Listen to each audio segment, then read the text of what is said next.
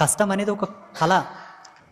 ఇప్పుడు లలిత కళలు మనకు 16, చిత్రలేఖనము, సంగీతము, నాట్యము ఇవన్నీ ఎట్లనో 16 కళల్లో ఒక గుప్త కళ కింద కష్టాన్ని వాడేవాళ్ళు మన వాళ్ళు. అదే అసలు కష్టము అని కూడా లెక్క చేసేవాళ్ళు కాదు. వంతుకొచ్చింది అనుకుంటుండ్రి, దాంతో కలిసి బ్రతుకుతుండ్రి, ఒక స్నేహంలాగా, ఫ్రెండ్షిప్ లాగా బ్రతుకుతుండ్రి. ఇప్పుడు ఏమైంది, కష్టాన్ని కూడా ఒక పార్ట్ కింద విడదీసి చూడడం వల్ల అది భారం అయిపోయింది అందరికీ.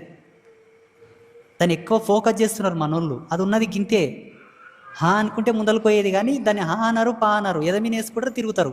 ఆ గుడికి ఈ గుడికి, ఆ దేవునితోనికి ఈ దేవునితోనికి వల్ల తిరుగుతారు కాబట్టి అది భారం అయిపోయింది. మన పాలసీ కాదు అది. దేన్ని విడదీసి చూసేవాళ్ళు కాదు మన వాళ్ళు. ఏదైనా పని చేస్తున్నా దాంట్లో ఆట పాట రెండు ఉంటుండే. వ్యవసాయం పని చేసినా, ఇంట్లో కిచెన్లో పని చేసినా, పెరట్లో పని చేసినా మంచి పాటలో తన్వయత్వం చెందుకుంటూ పని చేస్తుండ్రి. ఆట ఆడుతున్నా కూడా ఒక పాట పాడుకుంటూ చేస్తుండ్రి. ప్రతి దాంట్లో ఒక ఆటపాటల మీదనే నడుస్తుండ్రి. కాబట్టి అప్పట్లో కష్టాల గురించి ఎక్కువ ఫోకస్ లేదు. ఏమన్నా మితిమీరి తన శక్తికి మించిన ఉంటేనే భగవంతుని ధ్యానిస్తుండ్రి, పరమేశ్వర అని. ఇప్పుడు అట్లా కాదు. బెడ్ మీ నుంచి దిగేటప్పుడు దేవుడే కావాలి, బెడ్ మీ నుంచి కిచెన్లో కోనికే దేవుడే కావాలి, బట్టలు వినేటప్పుడు దేవుడే కావాలి, గిన్నెసెములు తోమేటప్పుడు దేవుడే కావాలి. ఇది పెద్ద ఫ్యాషన్ అయిపోయింది ఇప్పుడు ట్రెండ్ అది. ఇది ఎంతకాలం ఉంటుందో తెలియదు. మళ్ళా కాల విషయం అంటావా, నీవు ముస్లిమా, క్రైస్తవుడవా, హిందువా, జైనుడవా, బౌద్ధుడవా అన్నది ఏదైనా సరే మనిషే. మనిషి మానవ ధర్మములు ఉన్నంత వరకు కష్టం నీ కాలు మొక్కిపోతుంది, దుఃఖం నీ కాలు మొక్కి సెండప్ ఇచ్చిపోతుంది.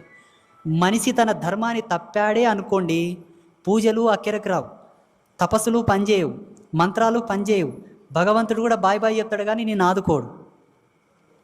ఇది ఇప్పుడు కాదు, అనాది నుంచి ఉన్నటువంటి ధర్మం ఇది.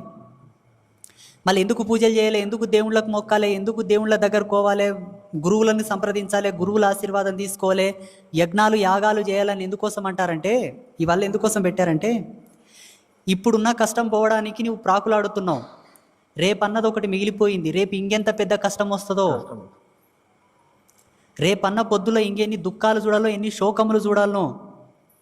రేపన్నదానికి ఇదే వారది కాబట్టి పూజలు చేయాలి, దేవుళ్ళతో కోవాలి, గుళ్ళు గోపురాలు తిరగాలి. ఈరోజు ఇతనం వేస్తాం, 4 నెలల తర్వాత పంట చేతికి వస్తుంది, కడుపులకు అన్నం పడుతుందా లేదా? ఈనాటి పూజ రేపటికి బాట. ఇప్పుడే రావాలనుకుంటే వస్తుంది. అంత పుణ్యం నీ ఈపులో ఉండాలి. ఈ పుణ్యం ఎక్కడి నుండి వస్తుంది?